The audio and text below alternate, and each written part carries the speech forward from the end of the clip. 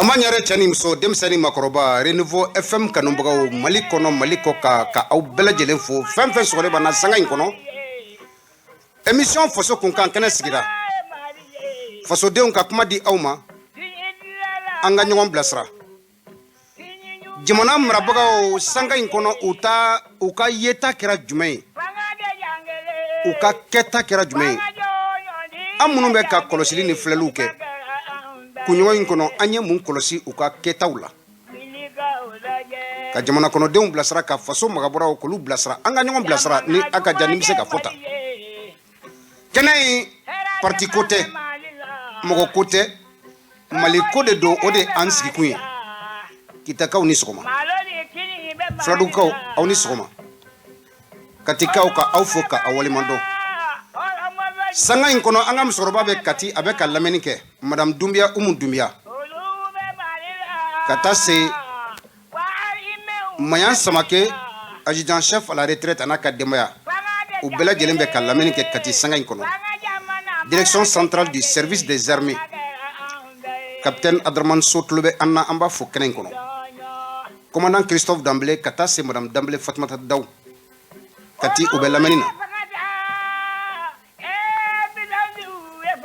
président de la transition colonel Assimi Goïta avec Kati Anaka Demaya en bas fo kɛnɛ in kɔnɔ conseil spécial commandant Baba Sissé avec lamɛnni na ka fo général de division Ibrahima Dairou Damele état-major la général de division Salifou Traoré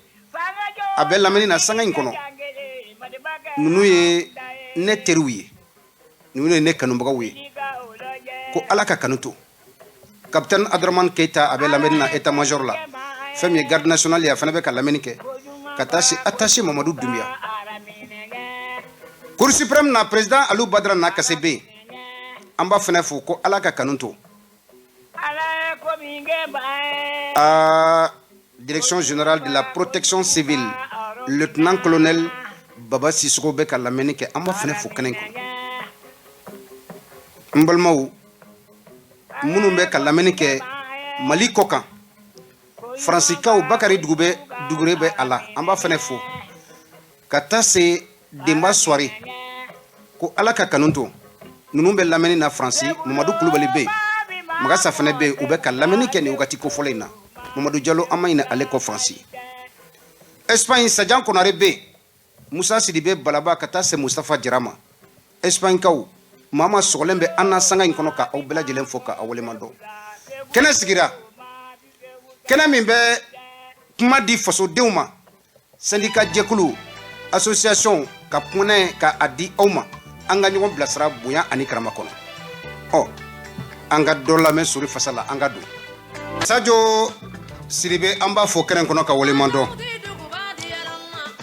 faso kunkan an bɛ kuma dayɛlɛ ko ni min ma bali ka kɛ o man kan ka bali ka fɔ an bɛ ministre Mamadou Kasoge an b'a fo sanga in kɔnɔ sabula an ka kiri bondakun kan ko maa minnu bɛ yen n'u sobi kelen bɛ olu ma n'u bisigilen don ko miliyari caman de tununa u kɔ u welela kiri bondakun kan Sumailu Buboy Maïga madame Bore Fili Sissoko Mamadou Kamara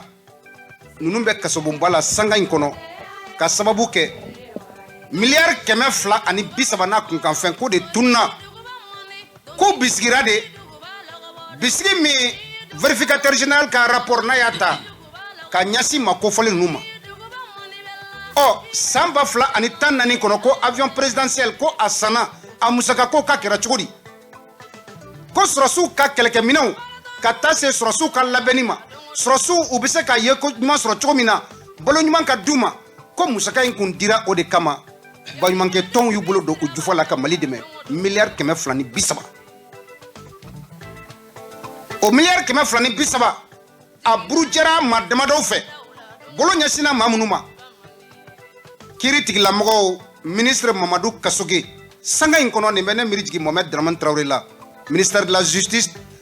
droit de l'homme garde des sceaux sanga in kɔnɔ a bɛ ka lamɛnni kɛ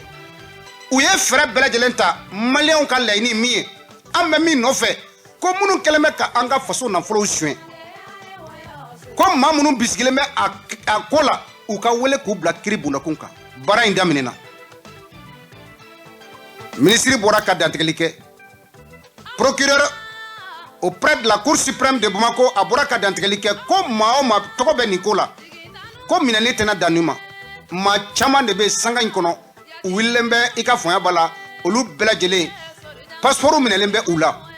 a yirala k'a fɔ ko o maa kelen kana bɔ Mali kɔnɔ bi fo ka taa kiiri tigilamɔgɔw tila u ka sɛgɛsɛgɛliw la min ka kan ka taa kaso la k'i bɛ taa kaso la jamana in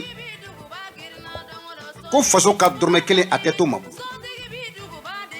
ko an kana ɲina loi de la programmation militaire loi d'orientation de la programmation militaire musaka ko minnu fana bɛ yen ko an ka da la u bɛ tila avion ko ni équipement ko in na ko o sɛgɛsɛgɛliw fana bɛna daminɛ i ye politicien i ye sɔrɔsi ye i ye société civile ye i ye opérateur économique ye ko maa si tɛna to yen ko an ka sɔn o ma an ka da o la Assimi a y'a bolo di société paramilitaire Wagner russe u ka baara a bɛna kɛ min ye Mali kɔnɔ an ka kunnafoni jɛya ka la tile min bɛ k'a fɔ arajow ni bɔlɔlɔw sanfɛ on appelle ça le langage diplomatique an mako bɛ jumɛn na russe ninnu kana an ka lakana min bɛ k'a kɛ Mali kɔnɔ an ka yɔrɔ minnu bɛ yen ni Mali sɔrɔsiw tɛ yen ni MINUSMA ni Faransi bɛ yen Faransiya ka bagasiw cɛ mun de bɛ se k'a kɛ nin tigilamɔgɔw olu bɛna di an ka jamana minnu bɛ yen o ka taa an lakana an mako b'o de la faso in kɔnɔ sanga in kɔnɔ président Assimi Goïta a bɔra ka dantigɛliw kɛ baara minnu bɛ sen na kɛrɛnkɛrɛnnenya la 22 septembre fɛ ale bɛna baara caman kɛ jamana in kɔnɔ sigikafɔ ko kɛlɛ mana kɛ maaw ni ɲɔgɔn cɛ cogo o cogo a ye marifa ta ɲɔgɔn kama a laban ye sigikafɔ de sigikafɔ bɛna taa sen na kalafiliw ka se ka labɛn fɔ kɔɲɔgɔnkɔ min bɛ yen gɛlɛya min bɛ an ni ɲɔgɔn cɛ olu ka bɔ yen kalafiliw jaabiliw di la ko organe unique de gestion des élections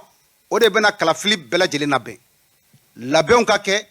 baaraw bɛ ka sigi sen kan sanga in kɔnɔ an ka sariyasoba majɛ minnu b'a kɔnɔ u ka sigi sen kan majɛ ninnu maliyɛnw an ka fɔ an ni ɲɔgɔn cɛ a bɛ se ka dilan cogo min laɲini filɛ Assimi ko wagati min n'a kalifalen bɛ ale la maliyɛnw an de bɛna lajɛ baara kɛko ɲuman fɔ kɔɲɔgɔnkɔ ka bɔ an ni ɲɔgɔn cɛ jaabiliw dilen kɔ kalafili ko la o fɔ kɔɲɔgɔnkɔ olu ka ban maliyɛnw de bɛna dɔn maliyɛnw de b'a fɔ ni dɔ bɛ fara transition kan ni fɛn tɛ fara o kan o bɛ bɔ an maliyɛnw de da CEDEAO ka bagabagali Faransi ka bagabagali an kɔni dalen bɛ min na Assimi sigilen tile kana bila bi la maa si ma mɛn ko Assimi avion ta ko ka taa Mali kɔ kan baara bɛ ka kɛ fo an ka da an yɛrɛ la fo an ka sɔn Assimi bɛ ko de la Faransi ye kunɲɔgɔn kelen de kɛ a bɛ kule la ko Wagner bɛnali Assimi ma kuma colonel Sadio ma kuma ministre des affaires étrangères ka taa se ministre de la défense ma ambassade de France min bɛ Mali kɔnɔ u y'u sen bɔ o kɔnɔkɔrɔ ka se Kati ka se Kuluba ka taa R3 R2 kɛ kuma la Sadio Kamara de la kumakan 2 an y'a mɛn an y'a faamu sɔrɔsikɛ ka kuma man ca an b'u fo k'u waleɲumandɔn kɛnɛ in kɔnɔ ne y'o de fɔ n k'an ta ye Mali ko ye n'aw y'a faamuya ten o de ka di ne ye an tɛ mɔgɔ ko la Mali bɛ se ka bɔ dingɛ kɔnɔ cogo min na baara sigikun filɛ kɛnɛ in sigikun filɛ an bɛ se ka ɲɔgɔn bilasira bonya ni karama kɔnɔ sanga in kɔnɔ ka yira u la madame Kulibali Bintu Napo a tɛgɛ bɛ nɛgɛ la ne tɔgɔ Sobiri Ibrahima Diallo kalanden bɛ an da fɛ madame Sare Mariam Kulibali o tɛ madame Sare Mariam Kulibali madame Sare Mariam Kulibali awɔ an ye wele bila an ka maaba dɔ ma jamana in kɔnɔ a bɛ fɛn caman kalama baro amina bɛna kɛ sabula an y'a sɔrɔ a bɛ groupe caman kan bilasiraliw bɛ kɛ a fɛ an bɛ ɲɔgɔn lamɛn wagati dɔw la n ka maa ladiri dɔ ye misasi dɔ ci ma ka bɔ Kati ka video dɔ ci ko n ka n jija a tigilamɔgɔ n ka n tɛgɛ da kan a ka se plateau in kan an ka ɲɔgɔn bilasira jamana ko don bɛɛ n'i ka expertise don bɛɛ n'i ka yeta don an ye wele bila ma sɔgɔmada in na a sera kɛnɛ kɔnɔ sanga in kono amba fo ka wole mandon misabugu lieutenant da jara abe lamerina kata se chele amadou tungara abe ka lameni ke ani Javier Tonde belajele kabala femi anga chekrobaye adjudant chef à la retraite Yaya Doumbia anaka dembaya ube ka lameni ke ko alaka kanuntu ne balmamso ini soma nsi ka sirinki fo foli jara inso anka ma wole sira kene kono awo ko mo sikile me ga na meni wakati na ku be ga foli be kene kono na awo anga mo wolele ale to ko sungalo jara ana le bina masala bi d'accord awo ne ba merci beaucoup monsieur jara ini soma wole blarima isranga kene kono a jaranye ambi fo ke wole mandon sabula mbika intervention chamana me groupe kan ka sababu ke obe kuma maliko di ka blasrolu ke wakati dowla anya kanu ikase kene kono ma chamaya kanu kan wole nga fere be ke ikase kene kono o isira kene kono sumare na ambi fo ke wole mandon sungalo jara join alhamdulillah balma ke jan nga do kuma kono nya kanu ka ayro fu ko wole mandon sobe obe baramna fasu jo baradu abe baramuna jamana nyeta tsika sabati fiu ni barasubute donc netsika do kuma kono ni mawfu ko wala nyando ajaranye niko sungolo jara e jonyi o daka surunguju sungolo jara ne bi bo non consiko non goy commune rurale di abe nous sommes arrondissement fait ma be kulkan cercle de fait mais bibina nsigilimbe banagabu terminus là au sungolo jara di d'accord voilà ambi fo monsieur jara merci sabula ka wole blaima ka laini ka se kene kono a wakati fene la o ye beleble awye kolosili chamanke awye fen chamaye wakati temenuna anka armée bunda kunkan neko ere bulu folo armée ani bi armée dan frabenwa ah merci Diallo ni jaranye bamanan côté ko mo gardien abi maga nyon ne hunde ka ikani kuma yin mba jabi da kunya kili Diallo dan farabi chugudi hadama de ni nyon che ni ya jatimine kabi yeni pendant statement fo 600 yelema ube adama de undena ko malimba tuwala hadama dunga yelema odu batu danfara bitu harmonie ñoce may ñindi nda développer ni question reposer am soroka développer d'accord merci et ko budana ma dunga yelema danfara be orola voilà folo awka kolosili la armée ni recrutement be ke armée ko me ke tugudi merci monsieur Diallo folo armée arnit ni kanundi mbe armée fait mbe douala amana tige dawdala hanne ni be toila ni jena bu fana kum soro mun fe o kum soro ladam soro so baw mo bi ñene kilingo imana yeen baro bar la malila ibe dudo de jira ibe kabla do de jira ibe bokolo do de jira o dambe ko so ne sona ki yire du armée kono Allahu akbar ini di beto sago tutu ko fe mayndi ni ala sawo sawo sagoti ala monsieur Jara o alibi anye kele do me sabula awgati la ankum demsenia la 1984 Mali ani Burkina créé la yona ni mafli adati la o kele avion do be Burkina alibi aéroport la a don akara kuma sulu chamaide ibise ka sege encore doni awmunu a wakati la naw bise ka dofo akelela o Mali koni aye chefria wale chamaira kelen buna kunkan o sababu kera jume nya fam kelen ni kele fladi kelen folo son 14 imun fo 85 Noël 85 o mo redresser avion ti mais nga charlo di bi ok char combat voilà membe keleke voilà on ni civilier tiens do mais duskum manna faso de kanum banna jamana kungu jango armée kungu on siga bla kofe on mo sanu yide mo finita ikadala kafo a ye fini ta jamana in lakana de kama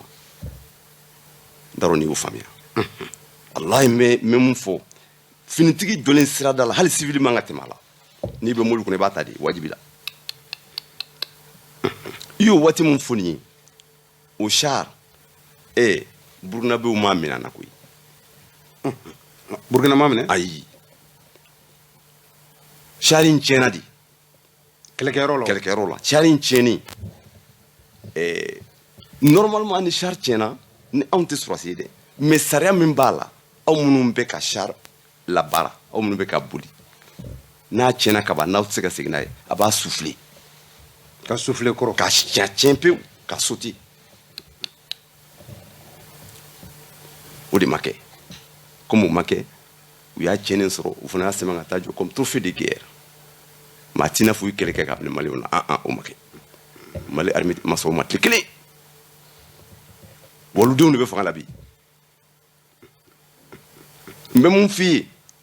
kalo tɛ bɔ kalo kan mais dolo ɲɛnima bɛ bɔ kalo kɛrɛfɛ an minnu bɛ fanga la bi an kana tigɛ u la dɛ u bɔra kolo mun na u bɔra kabila minnu na u bɔra jamana in kolo mun na wallahi an bɛ wasa n b'o kuma to kɔfɛ i bɛna s'a ma n b'a développer kɔfɛ inchallah merci monsieur Jara an y'a ye k'a fɔ wagati dɔw la an ka sɔrɔsi dɔw tun minɛna n t'a dɔn gouvernement Niger gouvernement fɛ Burkina gouvernement fɛ an ka chef d'état major dɔ tun bɛ yen a y'a degun kosɛbɛ a ko Musa Traoré ma a ka yamaruya di a ma Mali sɔrɔsi minnu bɛ bolo la u tɛ si yen bi i bɛ se k'an hakili jigin min kɛra a wagati la wa o diyara n ye monsieur Diallo o kɛra 1974 kɛlɛ de fɛ Mali ni Burkina ka kɛlɛ fɔlɔ-fɔlɔ de don 1974 awɔ Mali ye kɛlɛ in gagné mais Mali élément cɛ 50 olu de tununa ka don Niger territoire kɔnɔ n'u ka armes ye u tununa de oui n'aw bɛ kɛlɛ la wajibi la les frontières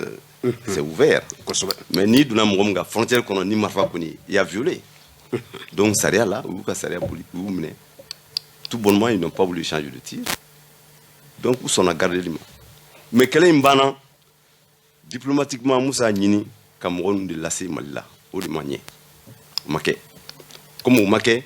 a waati y'a sɔrɔ CMLN de bɛ fanga la le comité militaire de libération nationale Musa Traoré ka wagati la Musa Traoré ka wagati le ministre de l'Intérieur de la Défense s'appelait le lieutenant-colonel Kizima Dougara. Après avoir échangé sur le dossier conseil des ministres a donné Kama, Kizima Kama. Bon, ne connais pas mon fait en tant que ministre de l'Intérieur de la Défense. Moi, je porte le dossier. Mais Obe Yamara Dian, ni Allah Sonoma Jumalo, Metanyame, Kouingaratandi. Jamanain, an kana tulonge jamana in na barika bɛ jamana in na dɛ an kana tulonge jamana na cɛ o cɛ fini ta jamana in kɔnɔ ko fini b'i kana i bɔra kolo de la wa i bɛ baara kɛ a donni kama a wulila Jamako tɛ il était avec un capitaine le pilote un technicien de l'air hali bi o bɛ balo la bi a bɛ Kati ale tɔgɔ Birahima Kulubali u taara u ni sɔrɔsi ɲɛmɔgɔw échangera u ma sɔn ka bilali ko kuma fɔ a dɔw kisiman dimina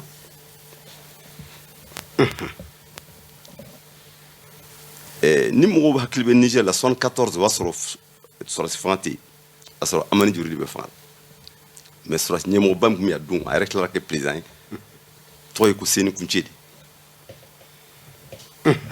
cɛ farimana tun don u ma sɔn ka di cɛ biduni labila finalement colonel Kizima Dougara ye kuma de ta laban na a ko bon sisan bilaliko kuma tɛ ka fɔ aw fɛ nka ko in ka nɔgɔn kojugu ne bɛ aw ɲininka ne ma fɔ ka cɛ biduru labila dɛ mais ni camion wulila Ɲamɛ yan misali ko ne ka cɛ biduru b'a kɔnɔ a bɛ se Gawo heure joli b'a se Gawo ne mago b'o dɔrɔn de la camion ka wuli Ɲamɛ k'a bɛ taa Gawo heure joli don u ye ɲɔgɔn filɛ dɔ ko a ko heure 8 a ko ni heure 8 don ne tilala comme colonel ne bɛ n ka avion ta n bɛ taa Bamakɔ sisan à l'atterrissage ma chronométré 8 heures de temps après ne ne ka cɛ 50 ma se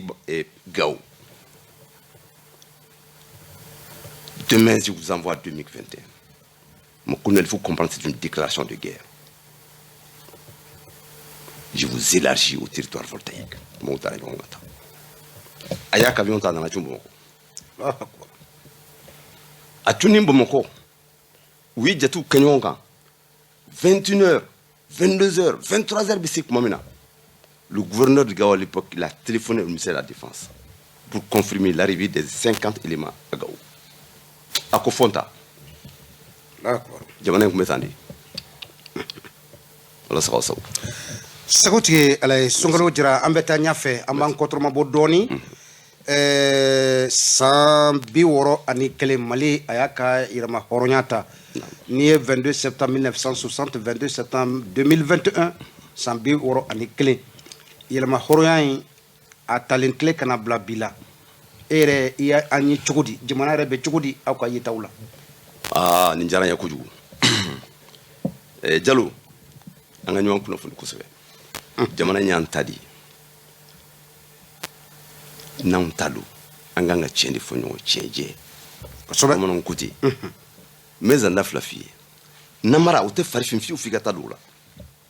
weche sonoma ni tasma farija tafi nyoslo na nyoke kulungono nama kamangora ira nyona nyotsi kaje weche bokul ngatnata de 1960 à maintenant, on a pas de fonds. Et n'est pas Staline qu'on fait. On a président pour le Mourou. A été demandé à clean net. Mourou bien clé de quoi. Mourou moi soit sous blague. À l'époque, quand on fait la munga grama, le colonel de Kidal était militaire. Capitaine Dibis Lasjara, Beba Toro. Anya Togome Kidal. Voilà. Sobe. Mourou, à la question sur Amine, 68. Au sur ce que les mounia amine, avec mon concours, Mourou mine, couille Mourou tableau, moi blague. Demandez Maracoutou, oui, Mourou y consigne fait du agiriti. Moussa Travé, demandez mine, comme Mourou amine, tout, en 3 secondes. Ce pays là, mon front, gare qui c'est climatique là. Mourou a damatou, on a fait la minute. Ante politique, comment quand? Ambe jamana nkuri kanga tient de fonyo jamana tient à partir de 91 démocratie nana samina oui wa morema jamana tient en rema ba munyam sam pilon flan la France o de jamana tient en tout cas befo dongoli parce que balade beti fonyo avec ko sobe oh na ya andadu la kofa mo développer ala so isa sagotiki merci angata armée bunakunkan sanka inkono machamanko Français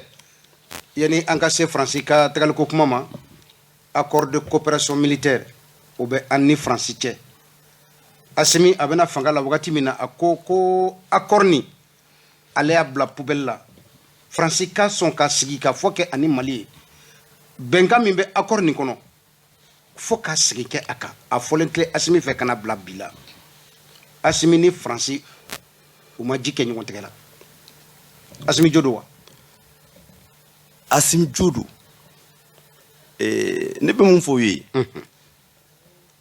Francis Yam Marasam Biolon Flan. Je fais référence au congrès de Berlin de 1885. Mon revenu est qu'il ko. Jamana nangama do iso la bidjan koju. Donc mes références ko la dronka 98 90 ta et 1960 au Farnyonga Sambilon Volontaire. Odo. Au Sambulo Vlanconon, le Mali a résisté au Sambulo Vlanconon. Il y a 44 ans de résistance de guerre française en faisant référence à la prise de Logo Sapsouri le 22 septembre 1878. Fangabonda Folom Binani Français amené. Kassorokadou, Karalogodi. Le dernier village malien qui a résisté à la France. Au village d'Ogondodé, le village de Tapi, ça se fait en 1922. Donc de 1878 jusqu'à 1922. Francis Ban Faya, en commençant. On a marqué la France pour le coup.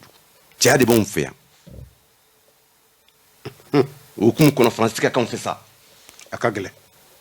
On a Moussa Francis qui a fait. Abaka n'a pas de quoi. Ah, mais de Gaulle, Mon de faux. Donc, Assimi, même mon faux, Assimi. Malion, on a d'agnon. On a de Kafoko. Allez, minke mi est dommage, et coup d'état chien fla. Diallo kwanya fla et sabode. Ah, ça que nous kwanya fla. Au sera. Au correct, abat comment les masses là. Jamane mbad ni kono. Ou abisque jamane ndla nantukura ko. Angana politique qui angana fuike dusumumbula. Nous nga groupe dusumumbula wallahi bu jamane ndla. Fambe sa so. Accord de défense avec la France, il a raison. Aka ketu kakadai. Wa beki nyisi rusuma bicho na solution wala tala ko akoke.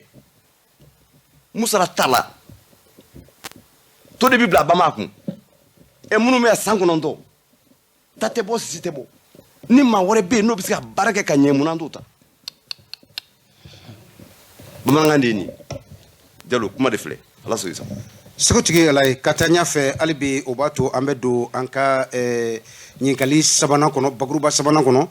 ni bi anka munumbe fankala surasudu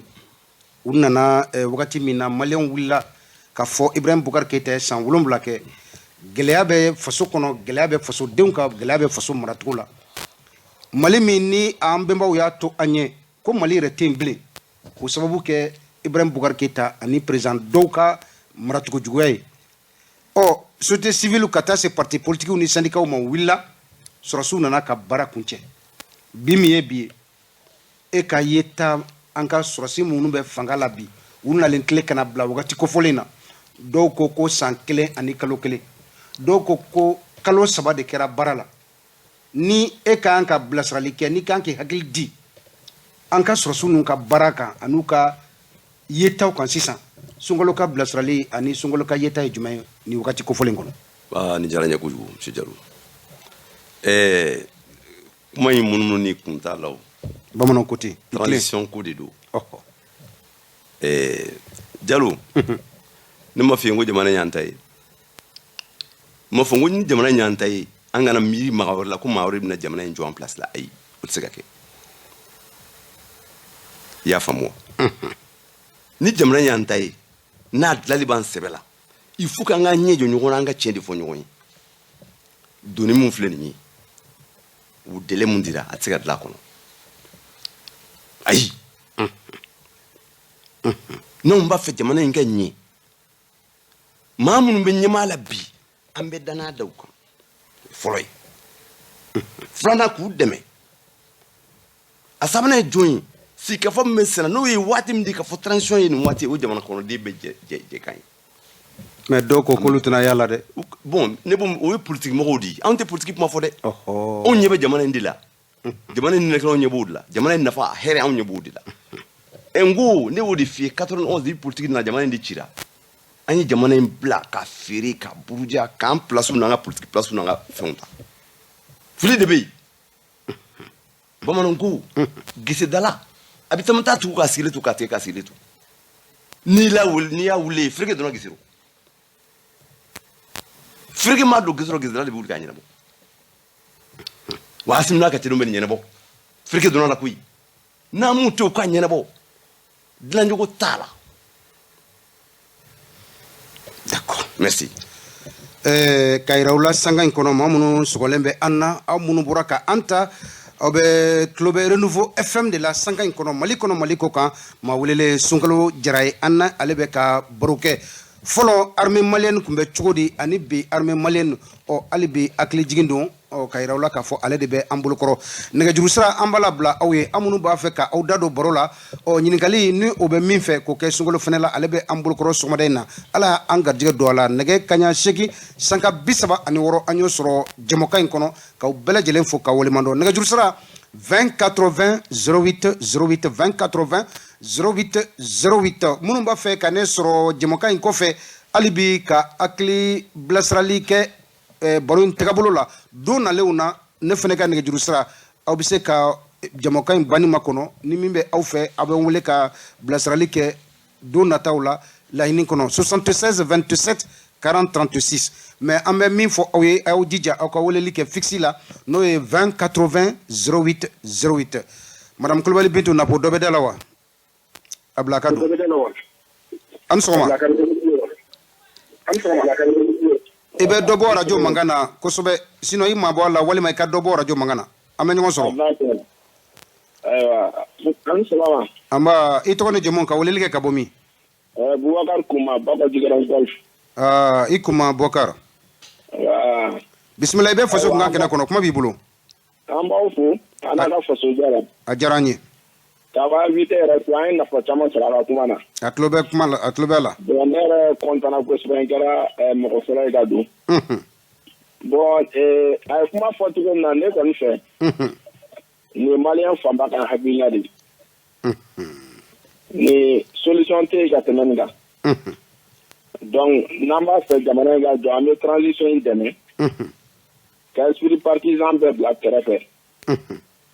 donc ka ambulu di mena kan nous soutenir ou ka baraga ni tien dron et on va avancer inchallah d'accord ici kan ko ni en tant que nation opposition mana bon fond an fara ɲɔgɔn an ɲɛsi ici ma k'an bolo d'u ma parce que k'an yɛrɛ to faransi bolo ten munumunu na u bɛ tila ka n'an diviser an ka laɲini tɛ fɛ voilà an b'a fɛ k'o de kɛ d'accord merci beaucoup ikuma inchallah bɛni ka tiɲɛ ka fɔ faso ka jɔ fasoden ka kuma di aw ma invité bɛ an bolokɔrɔ bi an garijɛgɛ kɛra ale ye n'o ye Sunkalo Jara an bɛ ka baro kɛ Mali armée fɔlɔ ani bi ale ka yeta min ye a la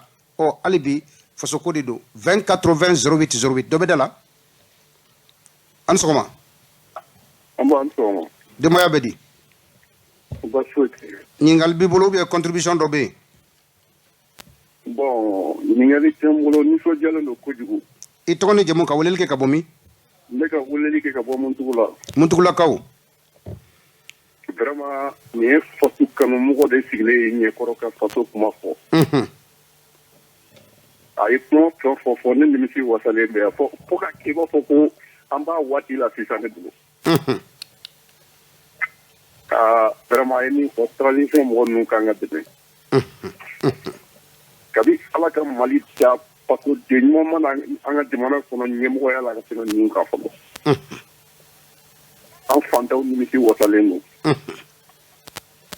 an jigi dalen don kan fana wa n b'a dɔn u bɛ an jigi fa jamana in hinɛ. D'accord. Ale taara ka ban Mariam. Bougouna sergent chef Bougouna Dambélé, président du syndicat autonome de la police du Mali a fana bɛ ka weleli kɛ Bintu k'a bɛ yamaruya ɲini kɛ an ka ale fana ko fɛla b'a fɛ Bougouna ni sɔgɔma. Jalo ça va? Dambélé. Aw ye polisiw ka syndicat ɲɛmɔgɔ dɔ ye. Awɔ. A kɛ to syndicat in tɔgɔ? Syndicat autonome de la police nationale. Bisimila Bougouna i bɛ faso kunkan kɛnɛ kɔnɔ. Ok, n bɛ i ka kuma daminɛ la tile sariya sɛfɛya o banna Ala barikala an kɛra adjudant ye. Alhamdulilayi alhamdulilayi. Dɔ farala ko kan. Très bien Ala k'o kɛ ɲɛta ye. Amina n b'i yɛrɛ fo ani ka radio lamɛnbaga bɛɛ lajɛlen. U bɛɛ lajɛlen tulo bɛ folikan na. N y'a da don kiramata n ye débat lamɛn a diyara n ye parce que an ye ka tata t'a la parce que an ye denmisɛnninw ye.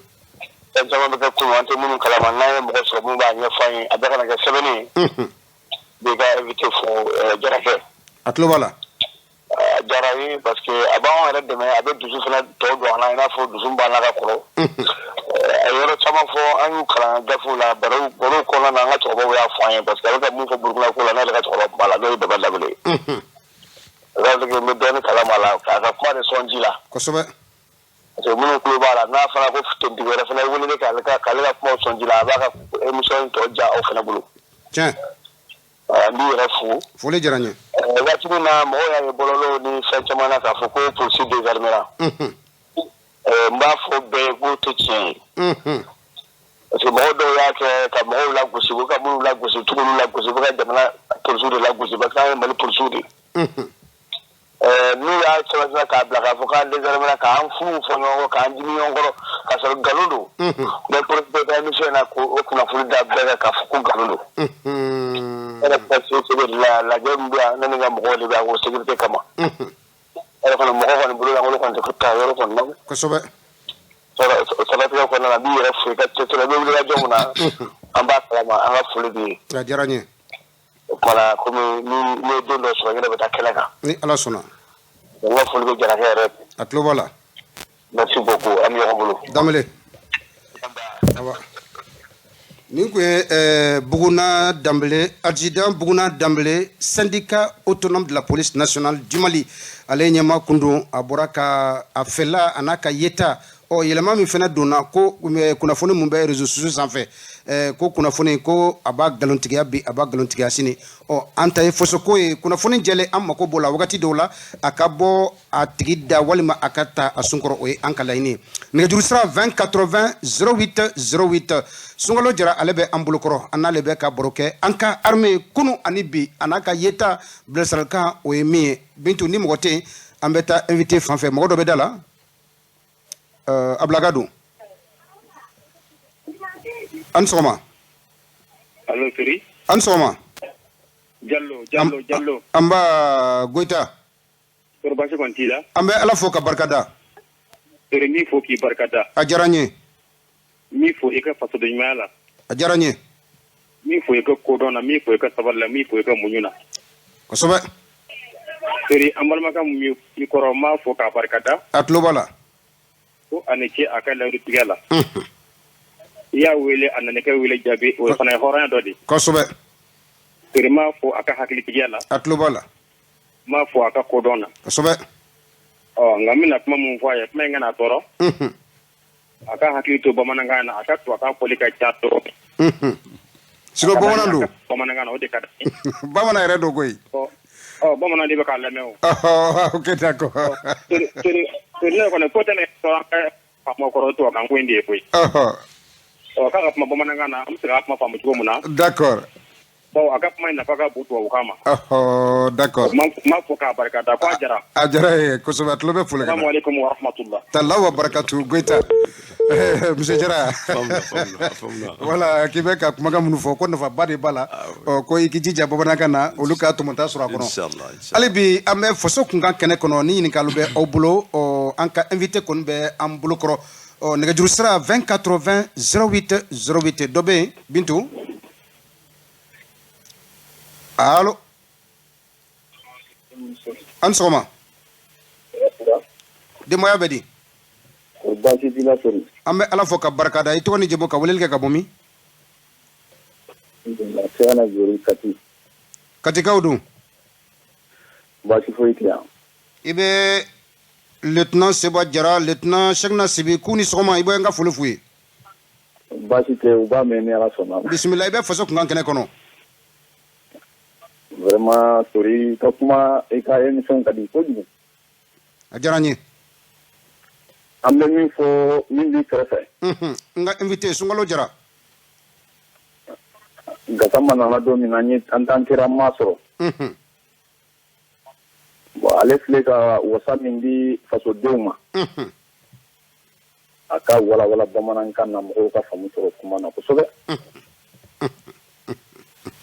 o mo be mali fe ikanga transition soutenue bon an kɔni bɛ min fɔ o tigi ka bɔ jamana in kɔnɔ tulonge ka bɔ a la faso ka jɔ kuma caman ka dabila o de ka d'an ye janfa ni yuruguyurugu ni fasoden juguya de ye jamana in kɛ tan donc an ka fɛɛrɛ sugu bɛɛ kɛ an ka transition soutenue dɔ ka fara transition kan faso ka jɔ kuma caman ka dabila a ka mɔgɔw woloma mɔgɔ minnu bɛ jamana in dɔn mɔgɔ minnu bɛ jamana in fɛ n'a kanu b'u la u ka yɛlɛ arajoso la u ka mɔgɔw la faamuya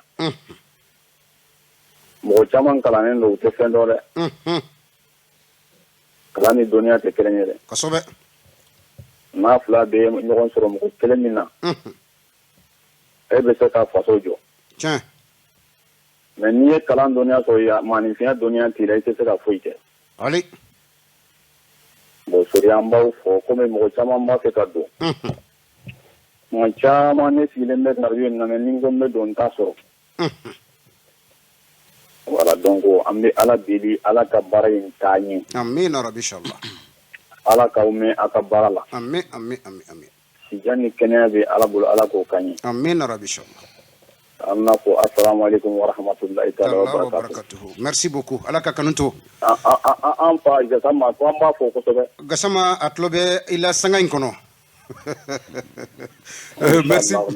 merci beaucoup Amadi Gassama Djabi a tulo bɛ folikan na sanga in kɔnɔ ka taa se Elhadji Seydou Patrice Dembélé secrétaire général de l'ANSUNEM a n'a ka denbaya Bako Djikoroni n dalen b'a la a fana dalen bɛ ka émission in lamɛn sanga in kɔnɔ an b'a fana fo 20 80 08 08 Sunkalo Jara an bɛ taa i fan fɛ ni maa tɛ da la ko dɔ bɛ yen bolo bɛ sanfɛ a ni sɔgɔma an b'a ni sɔgɔma Sori denbaya bɛ di alhamdulillah i tɔgɔ ni jamu ka weleli kɛ ka bɔ min Randan Faraji Traoré Randan Faraji Traoré bismillah saha awa Sori ne ndi Modibo Keita Junior fo ya Hakim Koutaye ok d'accord a tulo b'a la d'accord bien Jalakɛ min b'i bolo ye n b'a découragé ka kɛ Traoré ah d'accord a tulo b'a la a ko k'a kɛra mɔden tulonkɛ ye dɛ ok d'accord siga t'a la Mali bɛ janfa min na wallahi inchallah an bɛ bɔ a la ala k'o kɛ a bi ka taa taabolo min na ala ka ɲɛ bolo Mali jugu ala k'u malo amina rabbi inshallah m'a ye conseil na comment dirais-je le truc de la municipal là où il est renouvelé mandat là mais personnellement vraiment à Madjane chini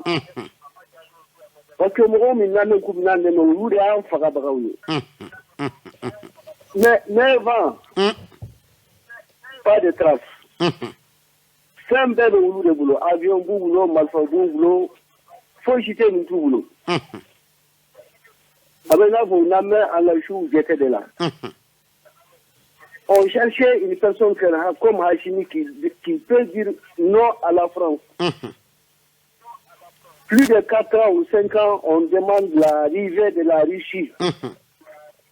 Alors que les anciens militaires qui étaient là, au moins, il est est-ce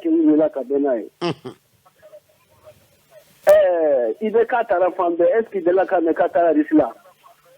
Bismillah. Atitao, parce qu'il y a des Russes, comment dirais-je, Français m'a dit. Donc là, la militaire ou de halaki kugulo siri kunyeti kudaka jamana ke flengolo. Mais comme il donne même flengue. Wallahi ça va aller. D'accord. Ala ko kenyete. Mali jugu ala ko malo. Amin rabbi inshallah. Ala ka era kisi kitanga. Amin amin ala ko domne. Merci bien. Merci. Sungalo Jara ambetay fanfɛ ɲininkali dɔ kun bɛ ni ne kun kan ka min kɛla ni n da ma s'a ma yan'an ka se kumakan labanw ma o bɛ se ka kɛ jumɛn ye ni ne ma ɲininkali min k'i la mais ni yɛrɛ kun kan ka kɛ a jaabi kɛnɛ in kɔnɔ o bɛ se ka kɛ jumɛn ye monsieur Jara. Bon ɲininkali tun kan ka kɛ mun ye sisan an ye kuma dɔ ju tigɛ a ma laban ne ko yɛlɛma